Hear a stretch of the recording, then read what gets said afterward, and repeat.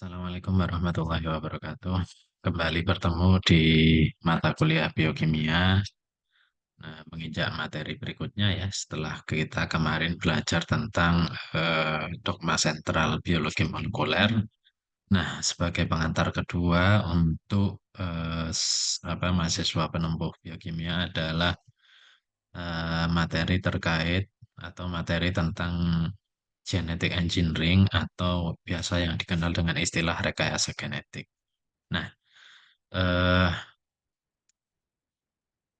berikut dan semoga semuanya bisa disimak dengan baik ya sehingga eh, bisa memahami isi yang bisa disampaikan dalam materi kali ini. Nah, kita coba menuju slide yang pertama, bagaimana penjelasan terkait genetic engineering atau rekayasa genetik. Coba kita cek dulu ya di slide berikutnya. Ya, jadi secara definisi kita bisa melihat apa sebenarnya definisi dari genetic engineering atau nama lainnya adalah modifikasi genetik ya, yaitu merupakan proses yang menggunakan laboratorium.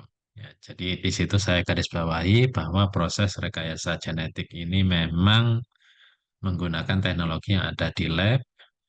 Tujuannya apa? To alter the dynamic up of an organism. Jadi untuk merubah ya, merubah DNA yang ada di dalam organisme. Nah, perubahan-perubahan yang dimaksud itu bisa berupa perubahan single base pair atau satu pasang basa yang dirubah. Yang tentu saja di biologi dasar kemarin kita sudah mengenal namanya insertion, substitution, dan lain sebagainya ya. Gitu. Deletion dan seterusnya. Nah, kemudian perubahan tersebut bisa juga menghapus, ya, menghapus satu nukleotida atau bahkan area nukleotida, ya. Kemudian atau menambahkan suatu segmen DNA. Ya, jadi bisa merubah, menghilangkan atau menambahkan. Ya, itu yang dimaksud dengan proses modifikasi genetik. Nah, eh, ada istilah lain yang selalu bersamaan atau selalu bersama dengan genetic engineering yaitu rekombinan DNA teknologi. Ya, sebenarnya ini juga sama ya. Sebenarnya ini juga sama, eh, tapi ini menekankan pada apa? Pada DNA yang dihasilkan.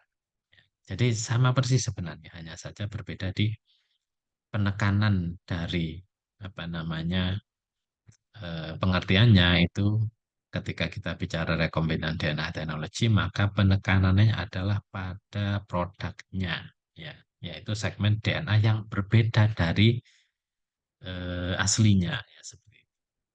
Nah, ini juga bisa mengkombinasikan atau menghilangkan juga, ya, eh, untuk apa? Untuk menghasilkan suatu organisme dengan karakter yang baru dan tentu saja menguntungkan. Ya, pada gambar di kanan ini itu kita bisa lihat bagaimana sebenarnya pengertian ya yang di sini bisa kita lihat secara skematis. Yang atas kita paham bahwa DNA itu ada di dalam kromosom. Nah, kromosom itu banyak gen atau DNA yang ada di sana. Kemudian kita cari yang desired fragment ya. Jadi mencari fragmen yang kira-kira ini menguntungkan. Kemudian dipotong dengan enzim restriksi, dimasukkan di dalam vektor, kemudian tentu saja harus dibuka dulu vektornya sehingga akhirnya dapat didapatkan suatu kombinasi yang baru. Ya, sama juga di bagian bawah ini. Sebenarnya inilah yang dimaksud dengan istilah rekombinan DNA. Ya. Nah, ini ada istilah-istilah lain, ada restriction enzyme, ada cloning site, ada digestion atau pemotongan, ada foreign DNA, dan seterusnya. Nah, itu memang bahan-bahan yang kita gunakan di lab ya untuk menghasilkan apa? DNA rekombinan. Oke, nanti secara detail di belakang akan dijelaskan. Nah, sebelum masuk ke sana kita coba pelajari dulu ya sebenarnya rekayasa genetik atau teknologi dan rekombinan ini eh, ya tentu saja semua hal itu pasti mendatangkan yang namanya pros and cons. Maksudnya ada yang pro dengan rekayasa genetik, ada yang kontra juga ya. Nah, terkait pembelajaran terkait pro dan kontra ini dipelajari secara tersendiri nanti di regulasi produk rekayasa genetik ya. Nanti ada di kalau di bioteknologi tanaman diajarkan itu ya. Karena Prof. Bambang juga sudah pengalaman terkait regulasinya. Ya, karena juga beliau punya produk tebu transgenik gitu ya. Seperti itu. Nah, kita fokus di pros dulu aja ya. Kita fokus di pros dan dari 1 sampai 8 ya. Dari 1 sampai 8 kita bisa fokus ke mungkin kedua aja lah. Dan 8 ini apa? Kita coba ambil contohnya di sini ya. Nah, eh, yang pertama ini saya contohkan yang saya lingkari, saya tandai dengan garis merah. Ini benefits of human health. Eh, Maksudnya benefits of human health ini adalah bahwa produk yang dihasilkan itu eh, bermanfaat untuk manusia. Contohnya ini adalah humulin. Ya, jadi humulin ini bisa dicek di gambar yang kanan. Humulin ini adalah produk rekombinan DNA, yaitu eh, hormon insulin yang dipakai untuk pengobatan. Ya, jadi ini berkaitan dengan apa namanya manusia atau penderita diabetes. Ya, jadi ini bisa digunakan dan ini sudah merupakan produk rekombinan. Kemudian yang kedua contohnya adalah positive trait needs to be utilized. Maksud saya ini mencari suatu hal yang positif dalam suatu organisme yang itu nanti ditransfer atau ditransformasikan kepada organisme yang lain. Nah, ini saya ambil contoh satu gambar di sini yang kanan bawah itu adalah golden rice atau padi emas dan ini adalah maksudnya gen yang dimasukkan di sini itu bukan gen dari padi tapi gen dari ada gen bakteri, ada gen dari bunga dafodil ya. Dan itu akhirnya menghasilkan suatu produk yang disebut dengan istilah golden rice dan sudah ada 2 generasi ya. Nah, ini banyak apa namanya ilustrasi atau penjelasan terkait golden rice. Ya, jadi bisa dibaca di internet. Kemudian eh, kita masuk di pembahasan ya, bagaimana atau sebenarnya alat bahan apa saja yang dibutuhkan ketika kita menggunakan atau memulai kerja rekayasa genetik. Ya, jadi ada tidak kurang lebih 5 hal yang harus kita pahami ya secara kata kunci ya. Yang pertama adalah restriction enzyme, yaitu adalah enzim yang memotong DNA. Saya kira di biologi dasar sempat disinggung ya, saya kira. Kemudian contohnya seperti ini ya, contohnya bisa kita lihat di bagian kanan. Ada EcoR1, sekuennya adalah GAATTC, dan ini spesifik masing-masing enzim. BMH1 itu GATCC, SAL1, GTCGAC, dan seterusnya ya. Jadi ini spesifik tidak bisa tergantikan. Ya, jadi enzim-enzim ini itu hanya akan mengenali sekuen seperti ini sesuai dengan karakternya ya. EcoR1 tidak mungkin akan memotong BGATCC, tidak mungkin karena ini sekuen yang hanya dikenali oleh BMH1. Jadi restriksi enzim lainnya tidak mengenali.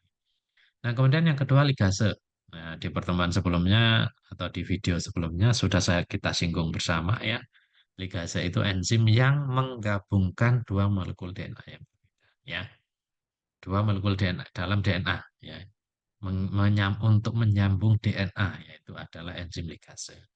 Nah, kemudian ada vektor. Vektor itu adalah kendaraannya, ya, untuk mengirim atau mentransfer materi genetik ke sel yang lain. Misalnya dari sel apa, bakteri ke sel tumbuhan, ya memang kita harus menggunakan yang namanya vektor. Nah, kemudian plasmid. Plasmid ini juga vektor ya untuk mengintroduksikan atau memindahkan atau memasukkan ya eh, DNA ke bakteri ya. Nanti penjelasannya ada gambarnya di slide berikutnya. kemudian probe. Kalau probe ini digunakan untuk deteksi biasanya, ya untuk deteksi, untuk melihat gen yang ada di dalam DNA atau di dalam kromosom. Ya, kita fokus ke 1 sampai 4 aja yang paling sering digunakan ya. Kalau probe ini tidak sesering yang nomor 1 sampai 4. Coba kita cek di slide berikutnya. Nah, ini yang paling penting ya sebenarnya. Dari tahapan kompleks. Dari tahapan kompleks untuk rekayasa genetik sebenarnya kalau mau digolongkan itu akan hanya ada 3 langkah utama. Yang pertama apa? Yang pertama isolasi gen, gene of interest atau GOI, ya, GOI. Kemudian yang kedua insertion of GOI, GOI kepada inang, ya. Kemudian yang ketiga adalah seleksi dan analisis rekombinan vektor di dalam inang. Ya, jadi seperti itu tahapan basic atau tahapan utamanya ya. Nah, ini saya berikan contoh lah ya. Tahapan 1 itu bagaimana, identifikasikan itu yang bagaimana, kemudian harus diisolasi dan dimasukkan dalam suatu sel di sini ya. Bisa transformasi, bisa transfection ya, transformasi atau transfeksi. Nah, kemudian ketika itu sudah menjadi suatu tanaman, maka perlu atau suatu individu baru, ya, maka perlu yang namanya screening. Nah, bagaimana screeningnya melalui ekspresi gen yang ada di situ, ya, sehingga kalau sudah berhasil, maka inilah yang disebut dengan istilah, ya, karena saya bidangnya di tumbuhan, ya, makanya saya banyak berkecimpung dan menjelaskan di bidang ini, yang disebut dengan istilah genetically modified crops, ya, atau biasa yang disebut dengan GMO. Kalau GMO kan lebih umum ya, genetically modified organism. Ya, seperti itu. Organisme itu kan bisa macam-macam, ya, bisa hewan, tumbuhan, dan seterusnya. Nah, di slide berikutnya itu akan ada penjelasan yang lebih detail. Ya, bagaimana cara gene identification. Ya, oke. Nah, step pertama ini kita bisa lihat yaitu identifikasi gen dan isolasi. Nah, bagaimana pertimbangan ketika kita memilih gen yang akan ditransfer? Ya, kita perlu mempertimbangkan berbagai faktor. Artinya, kita ingin bergerak di bidang apa? Ya, karena kita apa yang dilakukan, ya, apapun yang dilakukan dengan rekayasa genetik, tujuannya adalah memberikan solusi kepada atau terhadap masalah-masalah yang ada. Ya, contoh yang tadi itu, ya hormon insulin kan itu merupakan salah satu solusi untuk apa? Penderita diabetes. Gitu. Nah, tergantung background masing-masing kita, tergantung passion masing-masing dari peneliti, maka kita bisa memilih apakah berhubungan dengan kesehatan, apakah berhubungan dengan lingkungan, energi, ataupun makanan. Ya, seperti itu. Tadi contohnya berkaitan dengan apa? Kesehatan dan makanan tadi, ya, golden rice tadi. Nah, Nah, kemudian sebelum melangkah dan menentukan, maka kita perlu melihat dulu ya tujuannya apa, kemudian gennya kira-kira apa, dengan berbasis apa? Berbasis data yang sudah ada. Ya, artinya apa? Kita bisa memprediksi, kita bisa menganalisa, dan kita bisa memunculkan tujuan modulasi. Makanya modulasi itu untuk meningkatkan, misalnya meningkatkan nutrisi, istilahnya itu added value ya. Jadi ada nilai tambah dari hasil produk rekayasa. Nah, dan kegiatan rekayasa genetik itu seperti identifikasi gen, kemudian isolasi itu memang membutuhkan banyak hal ya di sini. Artinya apa? Membutuhkan banyak hal, misalnya bidang, maksud saya bidang ya, biologi ya, kita biologi, tapi ketika kita menggunakan suatu mesin, maka akan berkaitan dengan engineering. Ketika kita menggunakan hitung-hitungan, maka berkaitan dengan mathematics, ya, dan seterusnya. Ya, maka dari itu penting kita harus memahami yang namanya apa? Yang namanya interdisiplin. Ya, kita harus juga mengerti komputer. Makanya di sini ada computer science, itu penting. Untuk apa? Untuk menganalisa sekuen kita pakai bioinformatik, ya, dan seterusnya. Nah, ini contoh-contohnya ya. Makanya kita harus banyak baca, banyak referensi, punya skill paling tidak komputer, ya, seperti itu. IT lah kalau sekarang itu ya. Karena apa? dengan skill bioinformatik kita bisa mengoperasikan software-software yang ada. Misalnya seperti contoh di bawah ini, NCBI, Unifor, PubMed, Mega X atau Mega 10 dan seterusnya. Ya, jadi itu dan seperti tadi saya sampaikan bahwa identifikasi itu penting karena apa? Kita harus memilih gen yang potensial atau gene of interest yang potensial. Setelah itu apa? Kita potong, kita masukkan ke plasmid seperti tadi ya. Dan tentu saja diperbanyak dulu dengan menggunakan apa? Menggunakan mesin yang namanya mesin PCR. Nah, di dalam mesin PCR ini ya atau bahan PCR yang diperlukan adalah salah satunya adalah enzim DNA polimerase. Jadi kemarin sudah saya jelaskan lumayan ya secara agak detail bagaimana PCR itu terjadi ya, bagaimana mengoperasikannya juga ya. Oke, jadi itu kita coba masuk ke step yang berikutnya yaitu eh, step kedua ini adalah gene delivery. Maksudnya kita mengantarkan hasil tadi ya. Tentu saja yang namanya delivery tadi di awal disampaikan bahwa ada kendaraannya. Ya, contoh yang paling sering dipakai dan digunakan adalah menggunakan vektor yang disebut dengan istilah Agrobacterium. Ini bakteri ini ya, bakteri Agrobacterium tumefaciens. Ini bakteri. Ya. Nah, kemudian eh, ketika kita menggunakan vektor berupa Agrobacterium, maka gene delivery-nya disebut dengan istilah indirect transformation. Maksudnya indirect transformation itu apa? Gen kita harus dimasukkan dulu, ini contohnya ya, contohnya gen dimasukkan ke dalam agrobakterium dulu. Nah, setelah itu agrobakterium di eh, apa namanya? Dimasukkan dalam suatu cup ya atau kontainer lah istilahnya ya, yang di situ sudah ada sel tumbuhan yang siap diinfeksi ya seperti ini. Maka ketika agrobakterium menempel, maka agrobakterium ini bisa mendelivery, bisa introduction ya, bisa menintroduksi gen yang sudah ada ya. Jadi ini kelebihan dari agrobakterium. Tidak dimiliki oleh bakteri yang lain. Ya, jadi hanyalah agrobakterium yang bisa menginfeksi sel tanaman. Ya, seperti itu.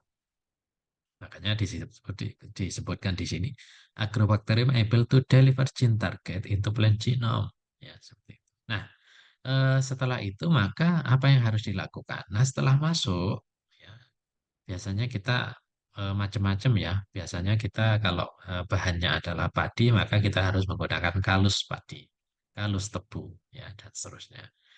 Nah, tadi eh, apa namanya? Kontainer ya peletakan kontainer larutan agrobakterium dan kalus atau sel tanaman itu disebut dengan istilah kokultivasi. Ya. Dan disinilah terjadi transfer DNA dari agrobakterium ke genom tanaman. Nah, setelah itu dilakukan yang namanya perbanyakan. Ya, ya tentu saja namanya sel hidup ya.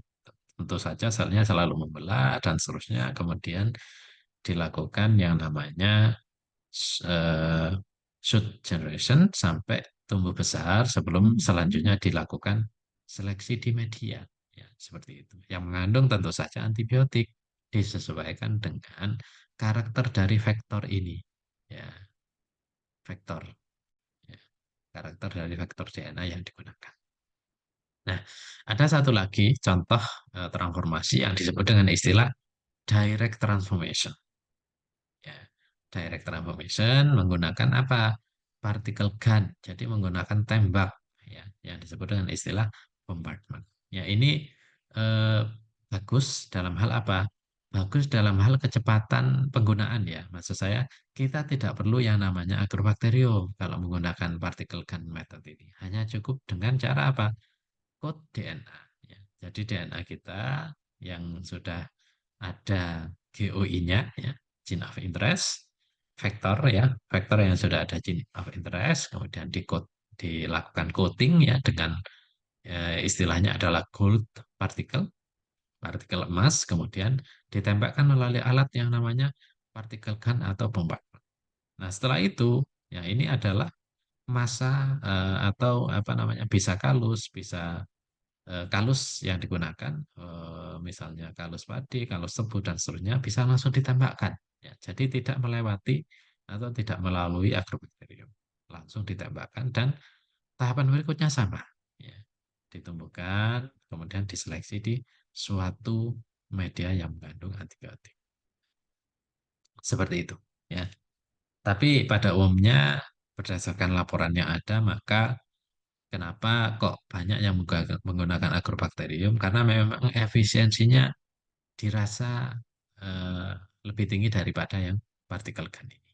Ya, jadi itu sebabnya maka banyak yang suka agrobakterium ya, daripada partikel gun. Dan juga alatnya ini lumayan ya, alatnya memang lumayan mahal. Kalau agrobakterium tidak mahal, cuman perlu waktu sedikit ya, karena harus menumbuhkan dulu agrobakteriumnya. Oke, nah kita masuk di berikutnya ya. Setelah gene delivery, maka berikutnya adalah seleksi dan analisis. Kita cek. Nah, selection and analysis ini kita bergantung pada eh, maksud saya antibiotik. Ya, kita akan menggunakan media kultur jaringan ya, media MS. Ya, MS0, em, MS0 tapi plus antibiotik. Ya. Antibiotiknya itu disesuaikan dengan vektor yang digunakan. Nah, salah satu contohnya misalnya ini adalah Picambia. Ya. Picambia adalah salah satu vektor yang biasa dan sangat banyak digunakan untuk membuat tanaman transgenik. Ukurannya adalah 11.000 ya kira-kira 11 ribuan, termasuk besar ya, tergolong besar. Dan contoh antibiotik yang digunakan bisa kita lihat di sini. Ini CanR. Ya. CanR itu artinya adalah kanamycin resistant. Jadi artinya apa? Kalau ada ya tanaman atau kalus hasil transformasi, kemudian ditumbuhkan di media, maka yang positif dia akan tetap tumbuh dan tahan walaupun medianya diberi antibiotik kanamisin. Jadi artinya seperti itu. Nah, ini contohnya ya. Jadi saya beri contoh yang kanan ini sepertinya apa ini padi ya, sepertinya padi. Kalau padi memang kita harus menggunakan kalus ya untuk transformasinya karena disitulah kita akan mudah mendapatkan eh, transforman ya. Nah, berbeda dengan gambar yang ini, kanan atas ini adalah gambar Arabidopsis. Kalau Arabidopsis, cara transformasinya jauh lebih mudah daripada tanaman padi atau petebu. Cukup kalau Arabidopsis cukup mencelupkan apa namanya kuncup bunga ya, cukup mencelupkan kuncup bunga ke dalam larutan agrobakterium yang sudah ada konstruknya di dalamnya ya, seperti itu. Nah, cara seleksinya bagaimana kalau Arabidopsis? Cara seleksinya adalah ya kita harus menunggu panen ya. Ini kan yang putih ini mati. Ya. Kemudian yang hijau daunnya membesar, kita pindah ke media tanah ya, aklimatisasi dan seterusnya sampai kita mendapatkan yang namanya eh, apa namanya biji ya. Jadi seperti itu. Kuncup pertama kan belum ada bijinya. Baru kita panen ya setelah dirawat, kemudian kita seleksi ulang di media MS. Ya, jadi biji-biji yang tumbuh ini merupakan salah satu calon ya, kandidat yang sudah ditransformasi oleh gen yang kita masukkan. Ya, seperti itu. Jadi ini sangat penting karena kalau tidak diseleksi ya eh, pastilah di dalamnya tidak mengandung yang namanya gen target kita. Ya, seperti itu. Oke, mungkin itu. Jadi itu gambaran singkatnya ya.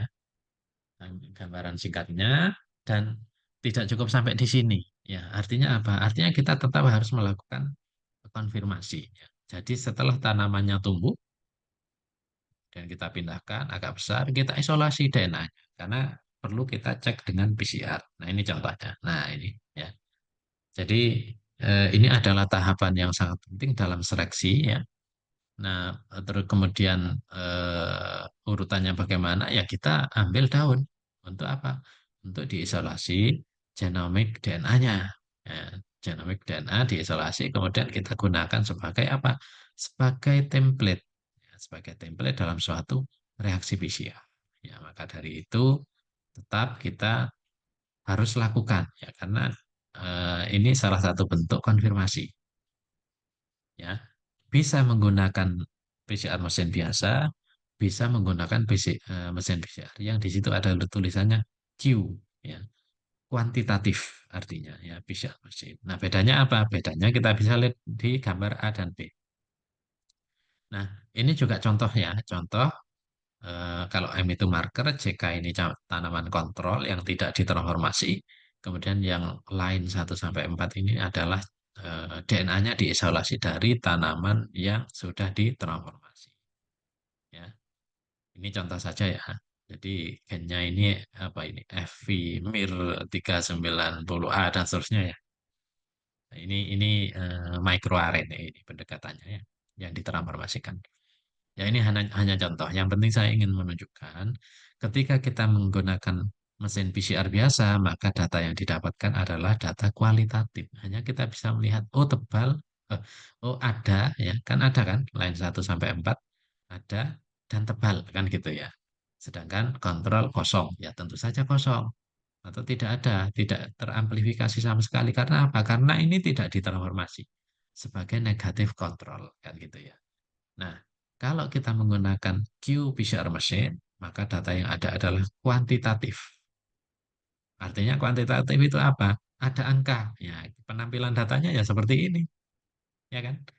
Line 1, 2, 3, 4, misalnya ternyata apa namanya dibandingkan dengan kontrol jauh berapa kalinya relative expression levelnya. Kalau ini 10 kali, kalau ini 20 kali, kalau ini 45 kali, kalau ini 60 kali dibandingkan dengan tanaman kotor. Nah, jadi seperti itu bahasnya. Nah, kemudian yang terakhir, analisis apa yang perlu ketika kita mempelajari yang namanya genetic engineering. Nah, analisis yang terakhir adalah analisis dari penampakan ya ataupun istilahnya itu fenotip yang ada pada tanaman transgenik ya tentu saja dibandingkan dengan tanaman kontrol yang ada di sini ya. Dan karena yang ditransformasi ini berbentuk microRNA yang biasanya fungsinya adalah knockdown. Knockdown itu efeknya negatif, ya berefek negatif, maka kita bisa lihat line 2, 3, 4 apa yang kita bisa lihat. Misalnya ya, ini contoh saja. Misalnya, oh ternyata daunnya ukurannya lebih kecil daripada tanaman kontrol. Ya, dan itu kan terbukti ya. Nah, ini yang saya maksud. Jadi, eh, tahapan seleksi analisis ini sangat penting, yang pada akhirnya kita bisa membedakan, bisa memastikan bahwa hasil dari pekerjaan genetic engineering, rekayasa genetik, yaitu sudah berhasil kita lakukan. Dan tentu saja ini kan tidak semudah yang dibayangkan ya, artinya butuh waktu ya. Kalau yang saya tampilkan kan contoh eh, tahapan yang di situ contoh-contohnya apa namanya memang secara ilustrasi saja. Ya, dan ini stroberi ini mungkin ya umurnya tidak 1 minggu, tapi misalnya 3 minggu. Ya, banyak sekali lah waktu yang diperlukan ketika kita belajar rekayasa genetik. Baik, mungkin itu yang bisa saya sampaikan. Semoga apa namanya bisa difahami ya. Kemudian bisa juga diulang-ulang ya videonya kalau memang masih belum begitu paham atau bisa di-pause ya kalau memang perlu pemahaman lebih. Eh, baik, saya kira itu sebagai pengantar kedua ya dalam agenda perkuliahan biokimia. Selanjutnya di semester-semester yang akan datang akan lebih detail lagi dijelaskan, terutama di mata kuliah biologi molekuler dan kalau ada yang ingin belajar lebih dalam terkait bioteknologi tanaman, maka di semester 6 akan ada mata kuliah bioteknologi tanaman. Dan ini kita jelaskan lagi, ya, lebih detail. Baik, mungkin itu saya Iri. Assalamualaikum warahmatullahi wabarakatuh.